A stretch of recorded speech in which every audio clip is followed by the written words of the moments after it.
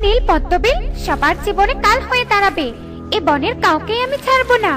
মা, তুমি চিন্তা করো না, আমি তোমার মৃত্যুর প্রতিশোধ নিবই নিব। টুনি, আমাকে কাজে যেতে হবে, তাড়াতাড়ি ফলগুলো অটোতে তুলে দাও। সব ফল নিয়ে আবার শহরে যেতে হবে। টুকিমা, তুই ওই ঝুড়িটা ফল তুলে ভর্তি কর, আমি এই ভর্তি ঝুড়িটা তোর বাবার কাছে দিয়ে আসছি। আমি বাকি ঝুড়িটা ঘর থেকে আনছি। বাহ, তোর তো দেখছি সব ফল তোলা শেষ। এবারে ঝুড়িটা অটোতে তুলতে হবে।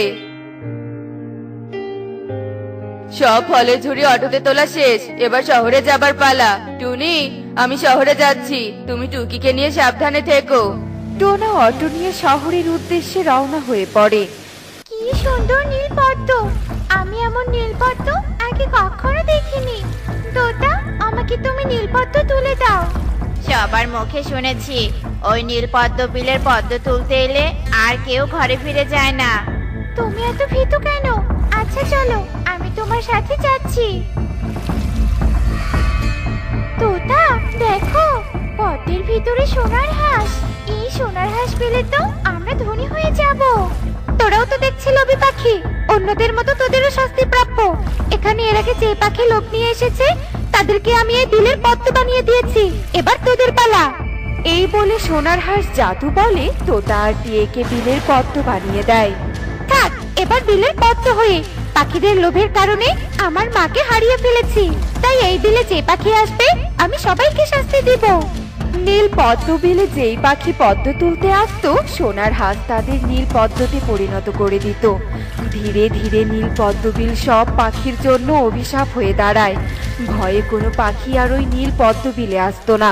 এদিকে অটো চালিয়ে টোনা তার সংসার ভালোভাবেই চালাচ্ছিল। অটোটা এখানে রেখে ওই চায়ের দোকানে একটু চা খেয়ে আসি। টোনা চা খেতে কবুতরের চায়ের দোকানে যায় আর চা খায়। চা খাওয়া শেষ করে যখন টোনা অটোর কাছে আসে তখন টোনা দেখে সেখানে কোনো অটো নেই। এ কি, আমার অটো কোথায় গেল? এখানেই তো অটোটা রেখেছিলাম। কি হয়েছে দাদা? আমার অটোটা এখানে রেখেছিলাম, কিন্তু এখন আর পাচ্ছি না। কোথায় গেল অটোটা? অটো খুঁজে আর কোনো লাভ হবে না দাদা, আপনার অটো নিশ্চয়ই চুরি হয়ে গেছে। এখন দিনকালের যে অবস্থা, এভাবে কি অটো রেখে যায়? এবার আমার কি হবে? মহাজনের কাছে ঋণ নিয়ে অটো কিনেছি, এবার আমি ঋণ কি করে শোধ করব? আর কি করেই বা সংসার চালাবো? টোনা অটো হারিয়ে দিশেহারা হয়ে পড়ে। ঘরের জমানো টাকা দিয়ে মহাজনের সুদের কিছু টাকা শোধ করলেও পুরো টাকা শোধ করতে পারে না। দিন যত যেতে থাকে টোনার পরিবারে অভাব তত বাড়তে থাকে। এদিকে মহাজনের ঋণের টাকা দ্বিগুণ বেড়ে যায়। এ কি মহাজন, আপনি আমার বাড়িতে না এসে কি আর উপায় আছে? আমার টাকা কবে দিবি বল? আগামী 1 সপ্তাহের মধ্যে তুই যদি আমার টাকা সুদে আসলে শোধ করতে না পারিস তবে আমি তোর বাড়ি ঘর দখল করে নিব, এই বলে দিলাম। এই বলে মহাজন চলে যায়। একদিকে ঘরে খাবারের অভাব, অন্যদিকে মহাজনের ঋণের টাকা। টোনা কি করবে না করবে কিছুই বুঝে উঠতে পারছিল না। মা, ও মা, আমাকে কিছু খেতে দাও না মা, আমার খুব খিদে পেয়েছে। আমি যা খেতে চাইলে সইতেই পারছি না। টোনা, মেয়েটার কষ্ট যে আর সইতে পারছি না। তুমি একটা কাজ করো, নীল পদ্ম বিলে যাও। ওই পদ্ম বিলে তো অনেক নীল পদ্ম পাওয়া যায়। শহরে তো নীল পদ্মের অনেক চাহিদা। যদি তুমি নীল পদ্ম শহরে বিক্রি করো তবে কিছু টাকা পাওয়া যাবে।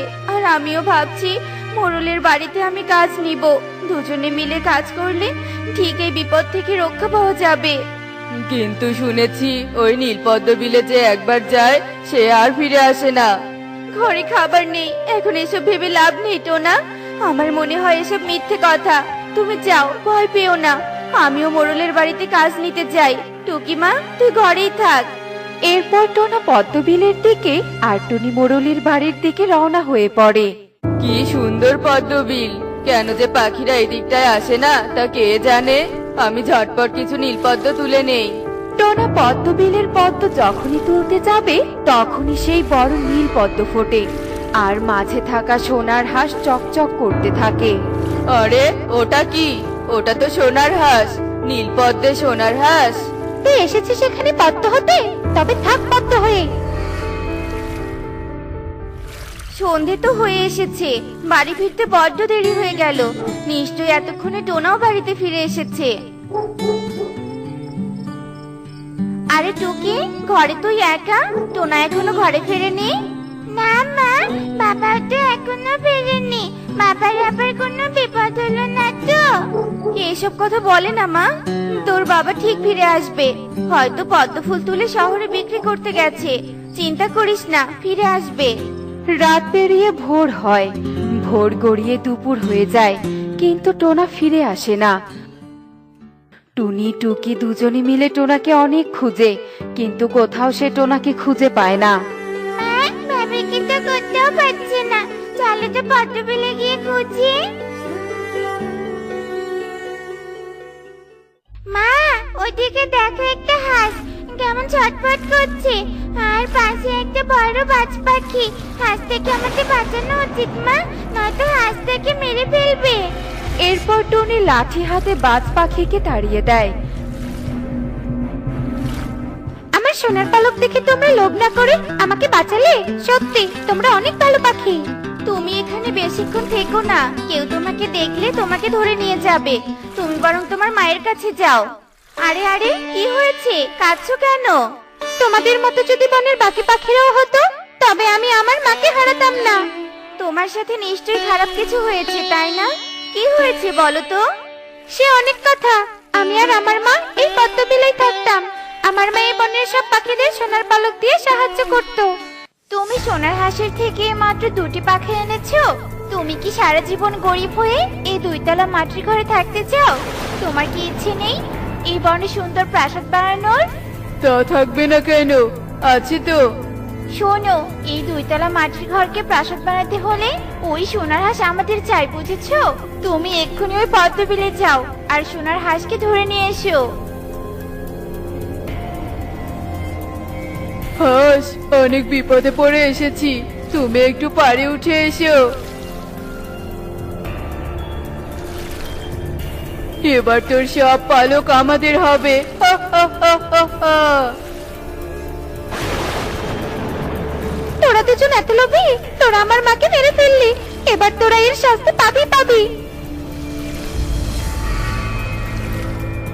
এ বনের সব পাখিকে আমি শাস্তি দিব, আর তারপর থেকে এখানে যারাই আসে আমি তাদেরকে পদ্ম বানিয়ে রাখি। ভাবিতে তুমি আমার বাবাকেও পদ্ম বানিয়েছো? হ্যাঁ, আমি তোমার বাবাকেও পদ্ম বানিয়েছি। তবে আমি তোমার বাবাকে মুক্ত করে দিচ্ছি। আমি বুঝে গেছি একজনের জন্য সকলকে শাস্তি দেওয়া আমার উচিত হয়নি। এ বনের সবাই লোভী নয়। যখন তুমি তোমার ভুলটা বুঝেছো, তখন তুমি সবাইকে মুক্ত করে দাও। তোমরা যখন চাইছো তবে তাই হোক। আর টুনি, এই সোনার পালক 3টে রাখো, মহাজনের ঋণ পরিশোধ করে দিও। এরপর সোনার হাঁস সকলকে পদ্ম ফুল থেকে মুক্ত করে দেয়। আমি আর এখানে থাকবো না, আমি আমার জাদুরাজ্যে চলে যাব। এরপর সোনার হাঁস চলে যায়, আর টুনি সোনার পালক বিক্রি করে মহাজনের ঋণ পরিশোধ করে দেয়, আর সুখে শান্তিতে তাদের দিন কাটতে থাকে। তো বন্ধুরা, একজনের খারাপ কাজের জন্য সকলকে খারাপ ভাবা উচিত নয়। এমনই সব মজার মজার শিক্ষণীয় টুনি পাখির গল্প দেখতে আমাদের সাথেই থেকো। আর গল্পটি কেমন হয়েছে তা কমেন্টে জানাতে ভুলো না কিন্তু। Bye bye. দেখলে কাকুলি, আমাদের ফুলের বাগানে দিন দিন ফুল গাছের সংখ্যা বেড়ে যাচ্ছে, আর এই ফুল বিক্রি করেই আমাদের সংসারটা কোনো রকমে চলে যাচ্ছে। হ্যাঁ কালু, আমার মনে হয় তুমি ফুলকে এত ভালোবাসার জন্য পৃথিবীর সব ফুলের সৌন্দর্য তোমার বাগানে এসে হাজির হয়েছে। ধুর ধুর, তা আবার হয় নাকি? আজকে আমি এই গোলাপগুলোকে বাজারে নিয়ে যাব। আজকাল গোলাপ ফুলের বেশ কদর হয়ে গেছে। এই কথা বলে কালু যেই না গাছ থেকে একটা গোলাপ ফুল ছেড়ে, সাথে সাথে গোলাপ ফুলের সবগুলো পাপড়ি মাটিতে পড়ে যায়। তার সাথে ঝরে পড়ে বেশ কয়েকটা হিরে। এ কি, এ আমি কি দেখছি? গোলাপ ফুলে এতগুলো হিরে এলো কোথা থেকে? তার মানে কি বাকি গোলাপগুলো তো এরকম হিরে আছে? একবার পরীক্ষা করে দেখি তো। এরপর কালু একে একে গোলাপ গাছের সবগুলো ফুল ছিঁড়ে ফেলে। আর সবগুলো গোলাপ ফুল থেকে সে অনেকগুলো হিরে পেয়ে যায়। হিরে, চারদিকে শুধু হিরে, আমার ফুলের বাগান হীরের বাগান হয়ে গেছে। আমি ধনী হয়ে গেছি, আমাদের আর অভাব থাকবে না, আমাকে আর ফুল বিক্রি করতে হবে না। সেদিন থেকে কালু ফুল বিক্রি করা ছেড়ে দেয় আর হিরে বিক্রি করে সে দুটো সোনার বাড়ি বানায় আর সে হয়ে যায় অনেক ধনী পাখি।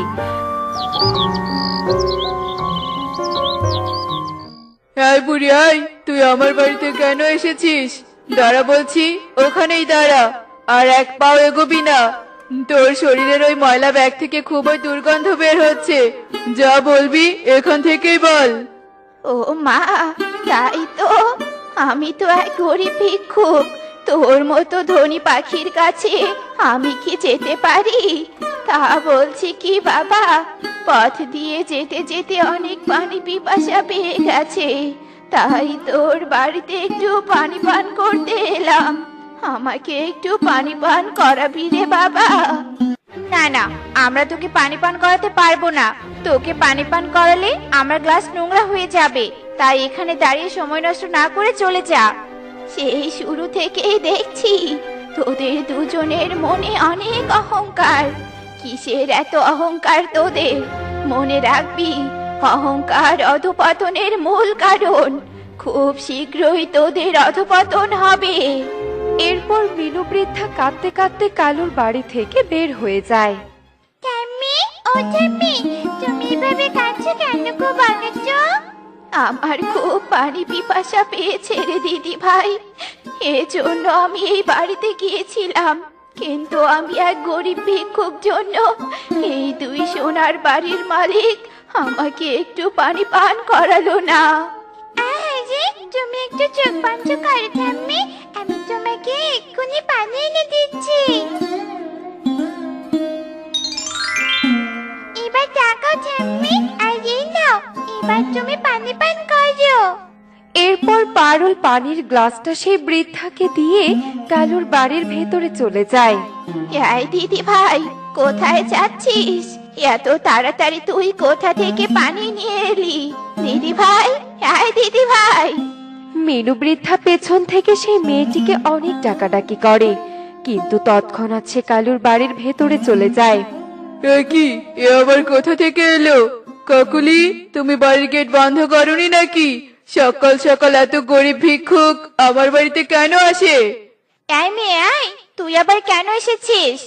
মেসি, ও মেসি, আমার হাতের গোলাপ ফুলটা কিনে নিন না, এটার দাম মাত্র 10 টাকা। এই ফুলটা নিলে আমি একটা আইসক্রিম কিনে খেতাম।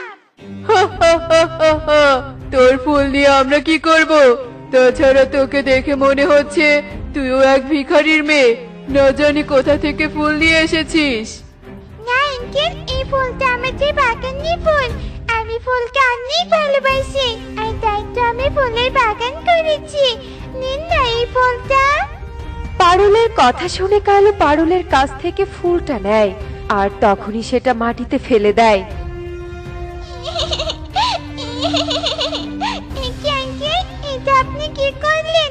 এত সুন্দর ফুলকে আপনি অপমান করলেন। ফুলেরা আবার অপমানিত হয় নাকি? কালুর কথা শুনে পারুল নামের মেয়েটি এক পরীর রূপ ধারণ করে। পাঁচাত আঙ্কেল, বিশ্বাসঘাতক। আমার মা আমাকে ছদ্মবেশে না পাঠালে আমি তোমাদের অহংকারী রূপটা তো দেখতেই পারতাম না। এ কি, তুমি একটা পরিকন্যা, আর তোমার মা আমার বাড়িতে তোমাকে ছদ্মবেশে কেন পাঠিয়েছে? তাহলে শোনো, আমি হলাম এক ফুলপরির কন্যা। আজ থেকে অনেকদিন আগে তোমরা ফুল বিক্রি করে সংসার চালাতে। তোমরা ফুলকে অনেক ভালোবাসতে। এই ফুলের প্রতি এত ভালোবাসা আর তোমাদের কষ্টের জীবন দেখে আমার মা একটা গোলাপ ফুলের গাছে সবগুলো ফুলে হিরে প্রকট করে, যাতে তোমাদের অভাব দূর হয়। আর সেগুলো পেয়ে তোমরা ধনী হয়েছো ঠিকই, কিন্তু মা আমাকে এটা দেখতে পাঠিয়েছিল তোমরা ধনী হয়ে আবার অহংকারী হলে কিনা। এখন তো দেখছি মায়ের সন্দেহটাই ঠিক। ওরে বাবারে, ফুলপরি আমাদের এত বড় উপকার করলো, আর আমরা কিনা সেই ফুলপরিকে অপমান করলাম। ফুলদেরকে ভালোবাসতে ভুলে গেলাম। ফুলপরি কন্যা, তুমি আমাদেরকে ক্ষমা করে দাও। না, এভাবে তোমাদের ক্ষমা করে যাবে না। তোমাদেরকে অহংকার করে শাস্তি পেতেই হবে। এরপর ফুলপরি কন্যা কালু আর কাকুলিকে দুটো প্রজাপতি বানিয়ে দেয়। তোমরা যেদিন মন থেকে অহংকার মুছে ফেলে অন্যদের সাহায্য করবে, সেদিনই তোমরা মুক্তি পাবে। এরপর ফুলপরি কন্যা অদৃশ্য হয়ে যায়। আর হঠাৎ একদিন বৃষ্টির দিনে তাদের সোনার বাড়িতে আসে টুনি ও তার মেয়ে টুকি। মা, ও মা, এত বড় সোনার বাড়িতে কাউকে দেখতে পাচ্ছি না কেন? এই বাড়িতে কেউ থাকে না নাকি? কেউ থাকে না মানে কি? আমরা থাকি, আমরা এই বাড়িতে থাকি। কিন্তু তোরা এখানে কেন এসেছিস? ও আচ্ছা, এটা বুঝি তোমাদের বাড়ি? আমরা আসলে পাশের বন থেকে এসেছি। এই বনে এসে ফুল বিক্রি করি, কিন্তু আজকে আমার একটা ফুলও বিক্রি হয়নি। এদিকে আমার মেয়েটা নতুন জুতার জন্য বায়না করছে, এর মধ্যে আবার বৃষ্টিও শুরু হয়ে গেছে। তাই তোমাদের বাড়িতে এসে একটু আশ্রয় নিলাম। তা না হয় বুঝলাম, কিন্তু তোদের ফুলগুলো তো নষ্ট হয়ে গেছে। এই নেতিয়ে পড়া ফুলগুলো তো কেউ কিনবে না, তাহলে জুতা কিনবে কি করে? এরপর প্রজাপতি রূপে কালু তার আলমারির কাছে যায় আর আলমারি থেকে কিছু টাকা এনে টুনিকে দেয়। তোর এই ফুলগুলো কেউ নিবে না, তাই এই টাকাগুলো নিয়ে এই ফুলগুলো আমার কাছে বিক্রি করে দে। আর এগুলো দিয়ে তুই তোর মেয়েকে জুতো কিনে দিস। এতগুলো টাকা? এত টাকা তো সতেজ ফুল বিক্রি করেও পেতাম না। সত্যি, তোমরা আজ আমাকে যেভাবে সাহায্য করলে, এর কথা আমি কখনো কোনোদিনও ভুলবো না। এ কথা বলার সাথে সাথে কালু ও কাকুলি তাদের নিজেদের রূপ ফিরে পায়। এ কি, আমরা মুক্তি পেয়েছি? হ্যাঁ কালু, আমাদের মনে আর কোনো অহংকার নেই, তাই আমরা এখন থেকে মুক্ত। তোমরা প্রজাপতি থেকে পাখি হলে, আবার বলছো মুক্ত। আমাকে একটু খুলে বলো না গো দিদি, আসল রহস্যটা আসলে কি? এরপর কালু ও কাকুলি টুনিকে সমস্ত ঘটনা খুলে বলে। এবার বুঝলে তো, অহংকার করলে অধপতন হবে, তাই কখনো নিজেকে নিয়ে অহংকার করতে নেই, বুঝলে? দেখলে তো বন্ধুরা, অহংকার করলে কি হয়। অহংকার আমাদেরকে ধ্বংসের দিকে নিয়ে যায়, তাই আমাদের অহংকার করা উচিত নয়। এমনই সব মজার মজার শিক্ষণীয় টুনি পাখির গল্প দেখতে আমাদের সাথেই থেকো। আর গল্পগুলো কেমন হয়েছে তা কমেন্টে জানাতে ভুলো না কিন্তু। Bye bye.